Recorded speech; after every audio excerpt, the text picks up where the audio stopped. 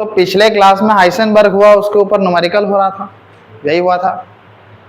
अब चूंकि वो थ्योरी पार्ट खत्म हो गया, अब क्वांटम नंबर का पार्ट शुरू होगा, जो आपको इस चैप्टर को खत्म करके सुकून मिलेगा। ठीक है, क्वांटम नंबर्स जरूरी हिस्सा होता है, क्योंकि यहीं से कॉन्फ़िगरेशन का निर्माण हुआ, यहीं से जितना ऑर्गेनिक का बॉन्डिंग है वो सब समझा गया। तो चलो क्वांटम मैकेनिकल,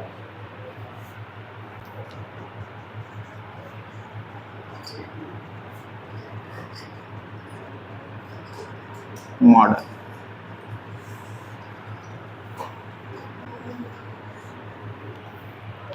चार सेट का क्वांटम नंबर हमको पढ़ना है। ठीक है, कि एक ऑर्बिट्स में अगर एक इलेक्ट्रॉन है तो उसके पर चार चार चीज निर्भर कर रहा है, या तो ऑर्बिट के हिसाब से, तो इलेक्ट्रॉन के हिसाब से। तो उसको पढ़ना है, जिसमें पहला आपका आएगा प्रिंसिपल क्वांटम नंबर। ठीक है,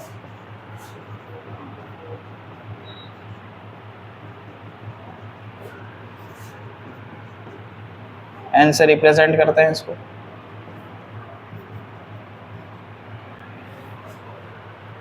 ठीक है, लिखो क्या है प्रिंसिपल क्वांटम नंबर। देखो, it determines the size and to large extent the energy of orbital। Principal quantum number क्या होता है कि आप हाइड्रोजन स्पेक्ट्रम में देखें कि अलग अलग एनर्जी का लेवल होता है, जिसका जितना एनर्जी होगा इलेक्ट्रॉन उस लेवल में रहना चाहेगा, कम एनर्जी वाला कम लेवल में, ज्यादा एनर्जी वाला ज्यादा लेवल में। तो यहाँ उसी एनर्जी का नाम साइज से डिटरमाइन किया गया है कि प्रिंसिपल क्वांटम नंबर क्या है। तो ये जनरली किसी भी एटम का साइज पे निर्भर करता है। ज्यादा बड़ा साइज होगा एटम का, प्रिंसिपल क्वांटम ज्यादा होगा, कम बड़ा साइज होगा एटम का, कम प्रिंसिपल क्वांटम नंबर होगा। 7 लेवल में इसका बंटवारा किया गया, तभी ना 7 लेवल का आपको हाइड्रोजन स्पेक्ट्रम मिला। ठीक है, दूसरा बात इसमें क्या है कि इट इज ऑलवेज पॉजिटिव। क्योंकि अगर साइज की बात की जा रही है तो यहाँ सारा n का वैल्यू क्या होना चाहिए, पॉजिटिव होना चाहिए। It can't be equal to 0। Principal quantum number कभी भी 0 नहीं हो सकता, क्योंकि किसी का साइज 0 कैसे होगा, अगर वो नहीं एग्जिस्ट किया तभी ना 0 साइज होगा। ठीक है, दूसरा बात, number of allowed orbital is equals to n square. किस एटम को कितना ऑर्बिटल मिलना चाहिए, ये सीधे सीधे प्रिंसिपल क्वांटम नंबर बिठाइए, उसके का स्क्वायर कर दीजिए। ठीक है, डबल हो जाता है, स्क्वायर हो जाता है, मतलब बोलेगा 4 n बराबर 3 find how many orbitals it have. ठीक है, कितना ऑर्बिटल n बराबर 3 को मिलेगा, तीसरा प्रिंसिपल क्वांटम को, तो सीधे n स्क्वायर, तो टोटल 9 ऑर्बिटल इसके लिए निर्धारित किया गया, क्योंकि जितना जिसका एनर्जी उसको वैसा ही ऑर्बिटल और उतना ही ऑर्बिटल। जितना ज्यादा ये बढ़ते जाएगा, देखो 4 का 16, 5 का 25, 6 का 36, जितना साइज बड़ा होता जाएगा ऑर्बिटल्स का संख्या नहीं ज्यादा ज्यादा होता जाएगा। ठीक है, तो एक छोटा सा फॉर्मूला है, याद रखना। हाँ जी, जितना क्वांटम बोलेगा उसका स्क्वायर कर देना, उसको ऑर्बिटल मिल जाए। छोटा सा कभी कभी एमसीक्यू में दे दिया तो सब छोटा छोटा क्वेश्चन है, बहुत तंग करता है ये सब। ठीक है, पहला खेल समझ गए क्वांटम प्रिंसिपल का।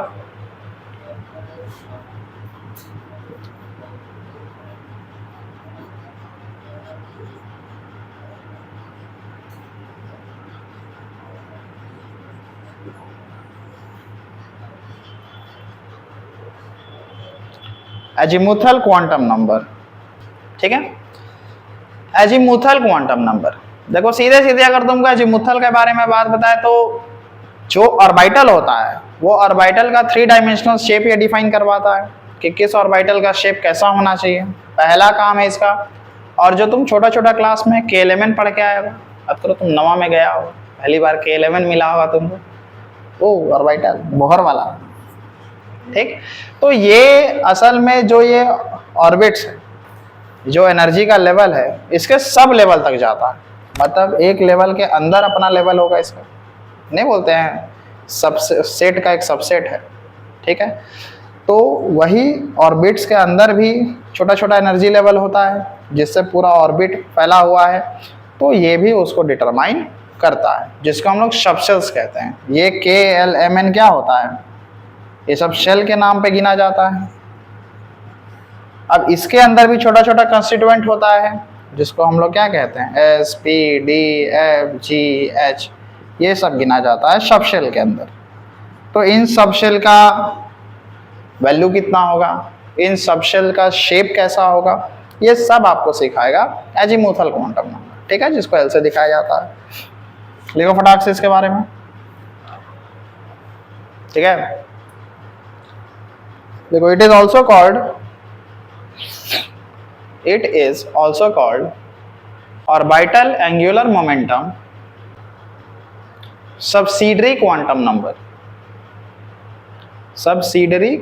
number, full stop. It defines the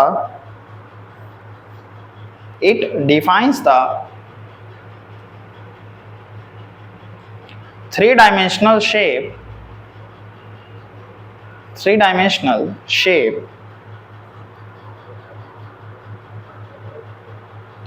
of orbitals, ठीक है। तो बहुत बात तुमको सीखने को मिलेगा यहाँ से। 3 डायमेंशनल शेप डिटरमाइन करता है, ठीक है। अब देखो 3 डायमेंशनल शेप के लिए हर सब लेवल का एक रेंज होता है, ठीक है, कि कौन कितना से कितना में आ जाएगा। तो जो रेंज निकाला जाता है उसको 2 तरीके से निकाला जाता है। पहला जो रेंज होता है वो समझो कि 0 से लेकर n-1 तक चलता है। जितना क्वांटम नंबर होगा 0 से शुरू होगा और n-1 तक जाएगा, ठीक है। या फिर तुम इसको सीधे फॉर्मूले में बना सकते हो, L बराबर n-1 होता है, 0 से लेके n-1 तक होता है, ठीक है। अब इसका यूज कैसे करना है, देखो जब n बराबर 1 रहेगा, क्योंकि 0 तो होगा नहीं, प्रिंसिपल क्वांटम का भी 0 नहीं होगा, तब L का वैल्यू 0 से लेके, या समझो ना सीधे n-1 है, तब तक लेके आना जब तक 0 ना आ जाए वो। तो 1 बैठाओगे तो सीधे L का वैल्यू 0 आ जाए। तो पहले ऑर्बिट के लिए एक ही सबशेल डिफाइन हुआ है जो L बराबर 0 है, पहला घर के लिए, ठीक। थोड़ा देखो इधर, पहले घर के लिए एक ही सबशेल डिफाइन हुआ है L बराबर 0। अब जब बात करेंगे दूसरा घर n बराबर 2 ऑर्बिट्स के लिए, तब ये वैल्यू पहले 2 - 1 1 होगा, फिर कहाँ तक ले जाना है इसको, 0 तक, फिर 1 - 1 0 हो जाएगा। तो n बराबर 2 के लिए कितना वैल्यू आया, 0 और, ठीक। तो यही बात अगर तुम निकाल के समझो या फिर सीधे समझ लो कि रेंज 0 से लेकर n-1 तक होता है। 2 बैठाएं तो 0 भी आया और 2 - 1 1 आया, तो 0 और 1। तो दूसरा क्वांटम के लिए 2 घर निर्धारित किया गया जो 0 होगा और 1 होगा। तीसरा घर के लिए L बराबर 3 - 1 2, L बराबर 2 - 1 1, L बराबर 1 - 1 0। 3 चीज डिफाइन हुआ, 0, 1, 2। कब, जब n बराबर 3 होगा। तो देखो n बराबर 3 के लिए 0 से चलेंगे, 3 में से 1 गया 2, 2 में से 1 गया 1, 1 में से 1 गया 0। तो 0 1 2, क्योंकि 3 में से 1 गया तो 2 ही तक ना जाएगा, समझ रहे हो।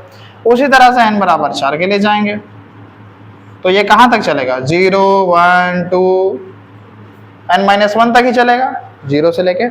तो ये सारे घर का एक लेवल डिफाइन हो गया।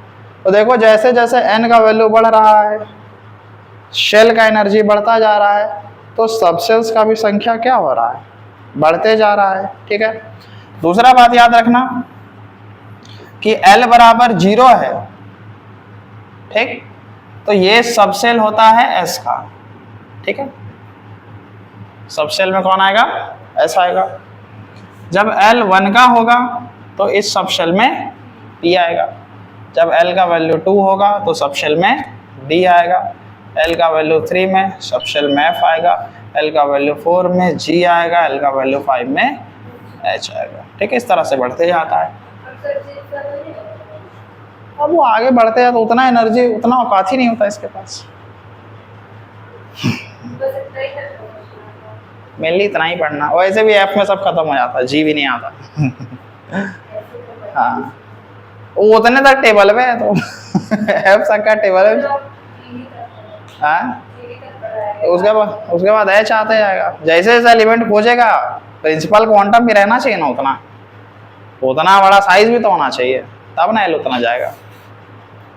आप जैसे कि 114 के बाद जाते जाओगे तब G मिलते जाएगा, फिर और खोजा जाएगा फ्यूचर में तो H मिलता जाएगा। ठीक है, फिलहाल अभी इतना ही कवर किया गया है। अब देखिए नोटेशन किया जाएगा।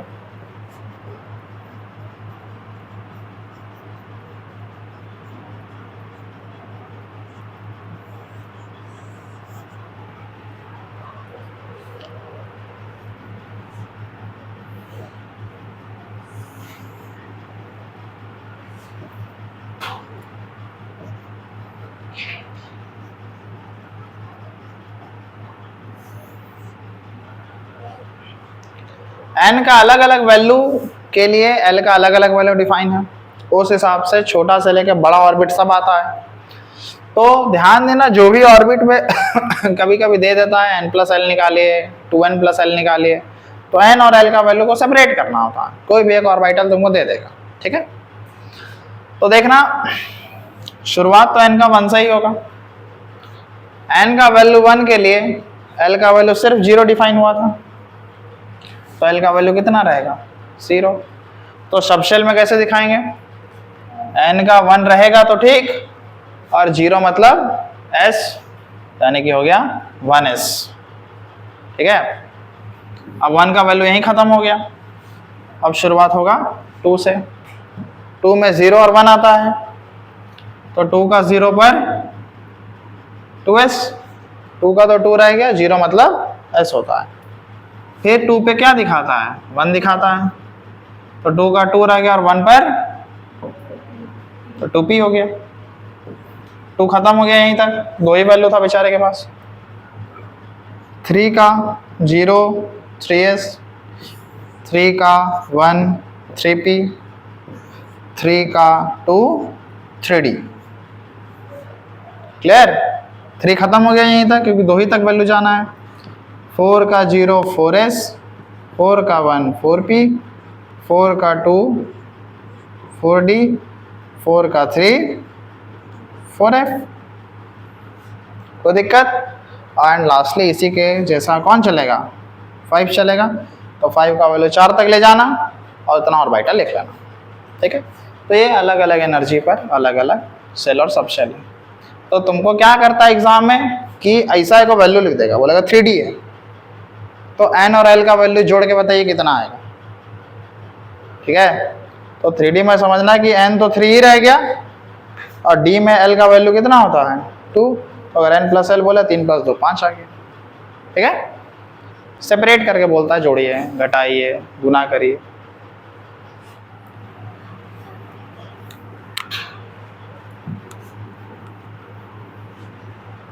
आगे आइए।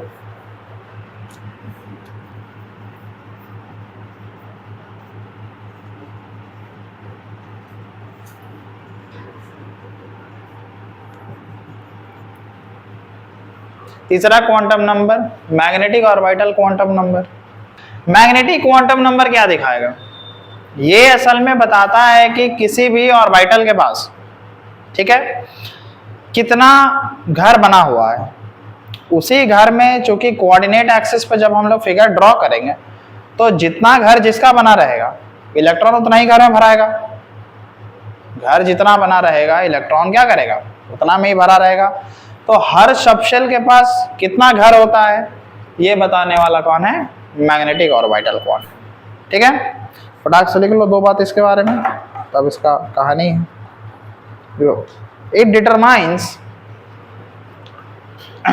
it determines the number of preferred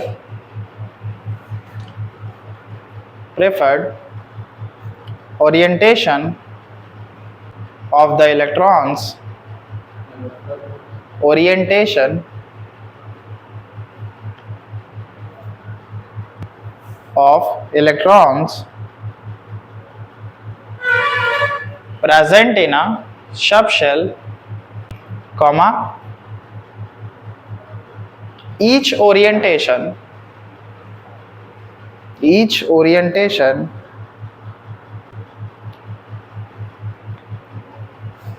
correspond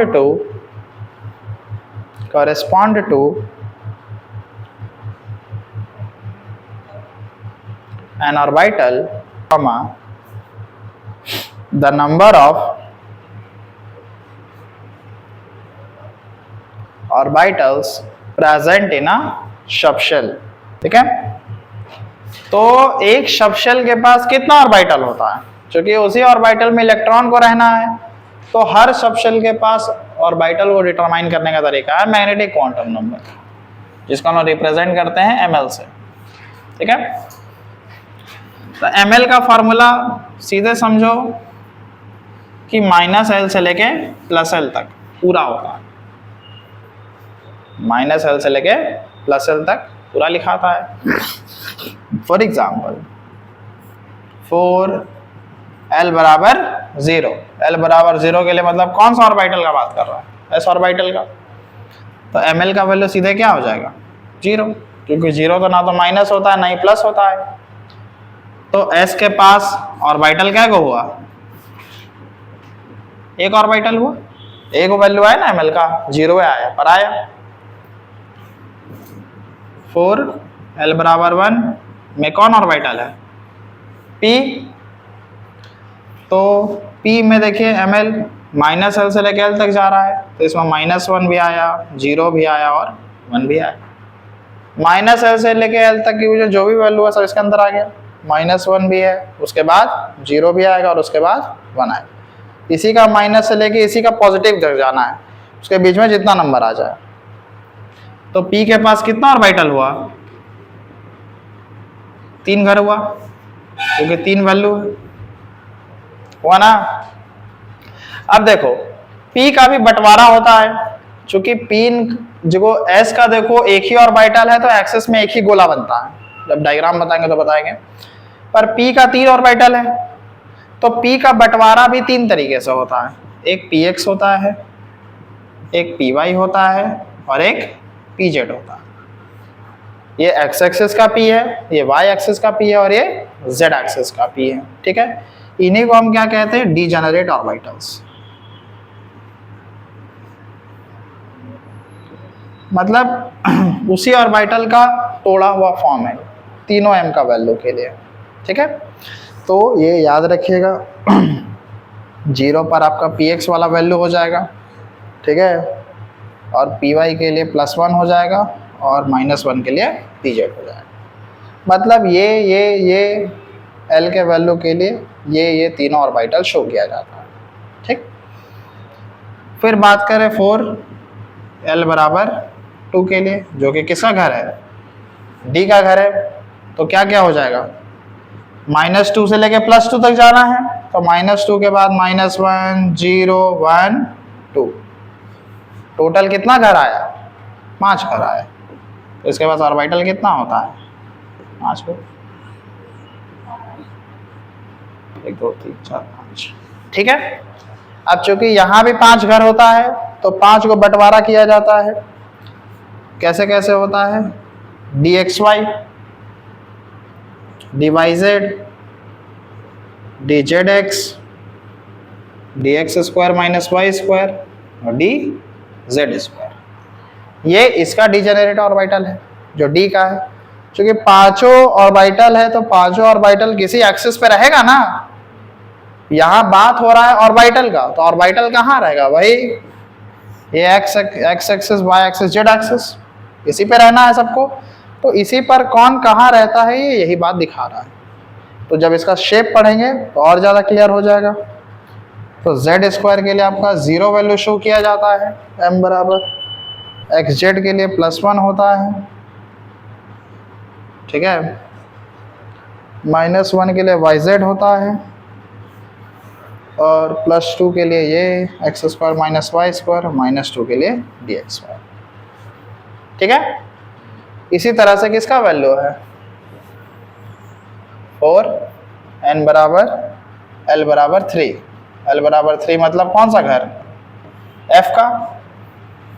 तो f के लिए ml का वैल्यू क्या क्या हो जाएगा, -3, -2, -1, 0, 1, 2, टोटल ऑर्बिटल का संख्या कितना हो गया,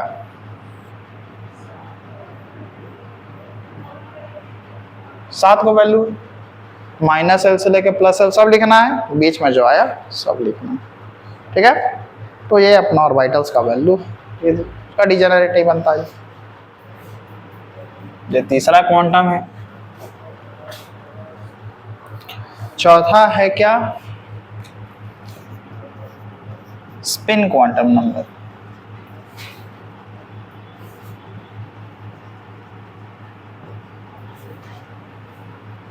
स्पिन क्वांटम नंबर के बारे में बात खास क्या है कि अभी तक आप यही सुने कि इलेक्ट्रॉन जो है एटम के अराउंड घूम रहा है, रिवॉल्व कर रहा है, यही आपको सिखाया। तो यहाँ 11 में आके को नया बात सिखाना है कि इलेक्ट्रॉन जो है अपने एक्सिस पे भी घूमता है, पृथ्वी अपने एक्सिस पे भी घूम रहा है और साथ में सन को रिवॉल्व भी कर रहा है। सेम केस है इलेक्ट्रॉन के साथ भी है, खुद के एक्सिस में भी घूमता है और जो प्रोटॉन है उसका क्या करता है, चक्कर भी लगाता है, ठीक है। तो यही कहा गया कि जब खुद के घर में घूमेगा तो दो तरीके से घूमता है, एक बार +½ घूमता है, ठीक है, तो +½ से दिखाया जाता है, और एक बार -½ से घूमता है। एक बार आपका एंटी क्लॉकवाइज घूमा और एक बार क्लॉकवाइज घूमा, ठीक है। तो बचपन में तुम पढ़े भी होगे कि यार ये अगर आपका एक्सिस है तो अगर ये घूम के इधर गया तो इधर क्या बनता है, पॉजिटिव एंगल, और यही नीचे बना तो नेगेटिव एंगल। इसलिए एक बार +½ जाता है एंटी क्लॉकवाइज में और क्लॉकवाइज में माइनस आता है, ठीक है। ये एंटी क्लॉकवाइज और ये है क्लॉकवाइज। तो यही स्पिन क्वांटम नंबर कहता है कि इलेक्ट्रॉन एक घर में जब भी आप ऑर्बिट बनाए हैं तो उसी ऑर्बिट में घूमना है उसको। तो घूमेगा कैसे, तो एक घर में आपका 2 ही इलेक्ट्रॉन घूम सकता है, क्योंकि न्यूट्रलिटी तभी ना मेंटेन रहेगा, या तो एक बार प्लस जाया और फिर एक बार माइनस आया, एक बार +½ एक बार -½ ठीक है। तो ये एक ऑर्बिट में याद रखना कि 2 इलेक्ट्रॉन अलाउ रहता है, ऊपर पॉजिटिव एक बार नेगेटिव, ठीक है। फटाक से लिख लो 2 बात इसके बारे में। The electron in an atom not only moves around the nucleus but also spins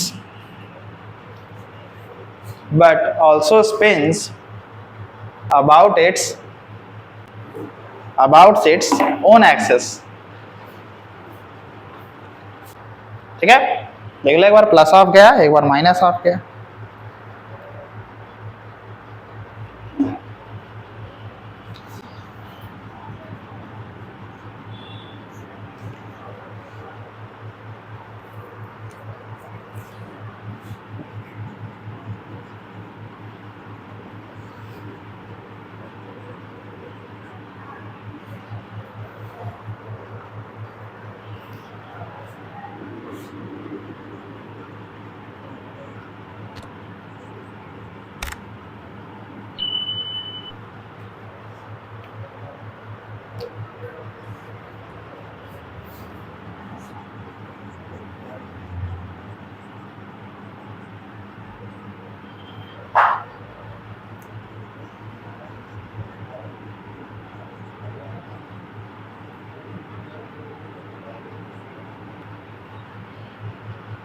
ठीक है, 2 से ज़्यादा नहीं होगा, 2 से कम 1 हो सकता है पर 3 नहीं हो सकता। ठीक है, तो ये आपका चारों क्वांटम हो गया। चारों सेट का क्वांटम आपको समझ में आया कि नहीं समझ में आया? काम है सबका, सब घूम के वापस केमिकल बॉन्डिंग में आएगा, परेशान कर। अब देखो एग्जाम में 2-4 चिंदी चोर सवाल पूछता है, बोलेगा कोई सेट का क्वांटम चारों क्वांटम में लिख देगा तुम्हारे लिए और बोलेगा कि बताइए ये पॉसिबल होगा एक इलेक्ट्रॉन के लिए कि नहीं पॉसिबल होगा। ठीक है, उस तरीके का क्वेश्चन में तुमको समझा देते हैं। Explain giving reasons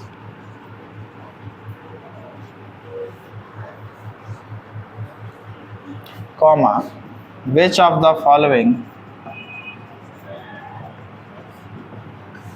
quantum numbers are not possible। ठीक है, तो ढेर सारा क्वांटम नंबर लिखा रहेगा आपके पास।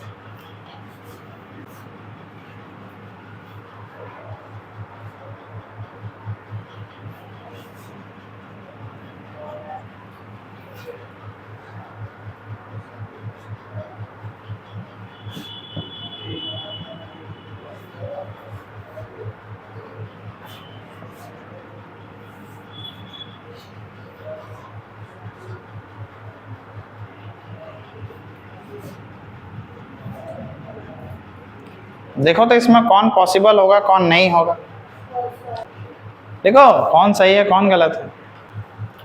हो गया, चलो पहला क्वेश्चन को देखो, क्या पहला पॉसिबल है? नहीं है पॉसिबल, क्योंकि पहला ही स्टेटमेंट खत्म हो गया कि n बराबर 0, जो कि प्रिंसिपल क्वांटम कभी 0 नहीं हो सकता, not possible, S n can't be 0। दूसरा पॉसिबल है, हाँ कि ना? तो दूसरा है, देखो n बराबर 1 भी सेटिस्फाई कर रहा, 0 नहीं है। दूसरा l बराबर 0, इसके लिए देखना पड़ेगा, क्योंकि l बराबर n-1 होता है, तो 1-1 l भी 0 सेटिस्फाई कर रहा है। ये भी सही है, ये भी सही है।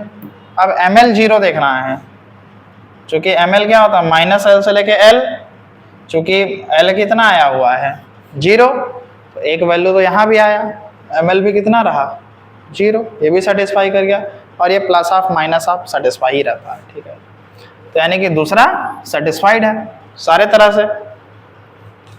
तीसरा n बराबर 1 और l बराबर 1, यही खत्म हो गया, क्योंकि n और l का वैल्यू कभी इक्वल ही नहीं हो सकता, क्योंकि l के बारे में आपको क्या सिखाया गया है कि l बराबर n-1 होता है, यही ना? तो n का जो भी वैल्यू होगा l तो इससे एक कम ही होगा, यही ना फॉर्मूला था। तो n भी 1 है और l भी 1 है, बेतुका बात है, क्योंकि 1 बिठाएगा तो l का वैल्यू कितना आ जाएगा 0, और यहाँ l का वैल्यू 1 दे रखा है। ठीक है, यही कारण होगी। चौथा सेटिस्फाई कर रहा है, चौथा भी नहीं, n बराबर 2 है, तो L बराबर 1 नहीं आएगा, नहीं आया, 2 माइनस 1 है ना, n माइनस 1 है ना हो रहा है, देख लेते ml क्या होता है, माइनस एल से लेके एल तक, तो माइनस एल में 1 आया, अब और वहां 1 तक जाएगा, माइनस 1 और 1 के बीच में 0 नहीं आता है। एक भी वैल्यू किया ना सेटिस्फाई जी, वही तो सेटिस्फाई कराना है, ये तो सिखा रहे तुम। आया सेटिस्फाइड है, माइनस आप मतलब नहीं है, कहानी गड़बड़, सेटिस्फाई कर गया। पांचवा नहीं करेगा, वापस देखिए n और l का वैल्यू बराबर है, जो कि नामुमकिन है क्योंकि l का वैल्यू n से एक छोटा आना चाहिए। इसके बाद n बराबर l, n बराबर 3, ठीक है, l1 सेटिस्फाई करेगा, करेगा ही, क्योंकि 3 माइनस 1 2, फिर 2 माइनस 1 1, तब 1 माइनस 1 0, 1 आ गया ना, 1 सेटिस्फाई कर गया। ml भी कर जाएगा क्योंकि ml क्या है, माइनस एल से लेके एल, तो माइनस 2 माइनस 1 0 1 2, देखो 0 आया, सेटिस्फाइड है, प्लस हाफ है, कोई दिक्कत नहीं।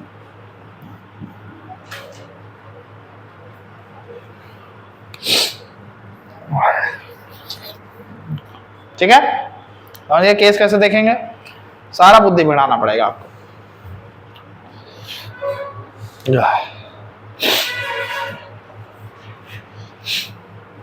तो आज के लिए इतना ही रहने देते हैं, बाकी उसके बाद शेप पढ़ना है तो शेप पढ़ेंगे, फिर इलेक्ट्रॉनिक कॉन्फ़िगरेशन पढ़ना है।